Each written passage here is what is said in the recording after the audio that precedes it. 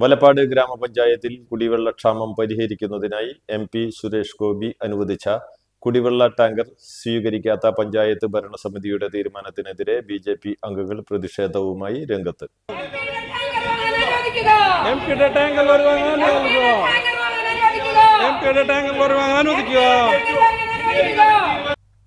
വലപ്പാട് ഗ്രാമപഞ്ചായത്തിൽ കുടിവെള്ളക്ഷാമം രൂക്ഷമാണെന്ന് പഞ്ചായത്ത് പ്രസിഡന്റ് തന്നെ സമ്മതിച്ച സാഹചര്യത്തിൽ തൃശൂർ MP സുരേഷ് ഗോപി അനുവദിച്ച കുടിവെള്ള ടാങ്കർ സ്വീകരിക്കേണ്ടതില്ല എന്ന വലപ്പാട് ഗ്രാമപഞ്ചായത്തിന്റെ ഭരണസമിതി തീരുമാനം തിരുത്തണമെന്നും രാഷ്ട്രീയ അന്ധത മാറ്റി ജനങ്ങളുടെ കുടിവെള്ളം എന്ന അടിസ്ഥാന ആവശ്യം വീടുകളിൽ എത്തിക്കുന്നതിന് കുടിവെള്ള ടാങ്കർ അനുവദിക്കുന്നതിന് MP-യോട് ആവശ്യപ്പെടാൻ ഭരണസമിതി തീരുമാനമെടുക്കണമെന്നും ആവശ്യപ്പെട്ടുകൊണ്ട് BJP-യുടെ മെമ്പർമാർ വലപ്പാട് പഞ്ചായത്ത് ഭരണസമിതി യോഗം തടസ്സപ്പെടുത്തി.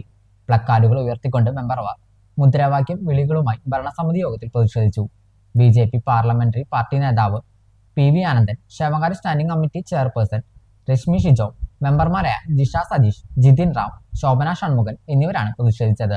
വലപ്പാട് ഗ്രാമപഞ്ചായത്തിലെ കുടിവെള്ളക്ഷാമം പരിഹരിക്കുന്നതുവരെ രൂക്ഷമായ സമരങ്ങളുമായി BJP മുന്നോട്ട് പോകുമെന്നും തുടർന്ന് ഗ്രാമപഞ്ചായത്ത് ഓഫീസിന് മുന്നിൽ നടന്ന ധർണ ഉദ്ഘാടനം ചെയ്തുകൊണ്ട് BJP നാട്ടിക മണ്ഡലം ജനറൽ സെക്രട്ടറി ഷൈൻ നെടിയിരിപ്പിൽ പറഞ്ഞു. ധനീഷ് മടത്തിപ്പറമ്പിൽ, മോഹൻദാസ് ഭഗവതിപ്പറമ്പിൽ, സിജി സോമസുന്ദരൻ, EK രാമചന്ദ്രൻ എന്നിവർ നേതൃത്വം നൽകി. വലപ്പാട് ഗ്രാമപഞ്ചായത്തിന് വേണ്ടി മാത്രമായിട്ട് ഒരു കുടിവെള്ള ടാങ്കർ ബഹുമാനപ്പെട്ട MP-യുടെ പ്രാദേശിക വികസന ഫണ്ടിൽ നിന്നും അനുവദിക്കാമെന്ന് അദ്ദേഹം ഉറപ്പ് നൽകിയിട്ടും വലപ്പാട് ഗ്രാമപഞ്ചായത്ത് ഭരണസമിതി അതിൽ തീരുമാനം കൈക്കൊള്ളാൻ തയ്യാറാകുന്നില്ല.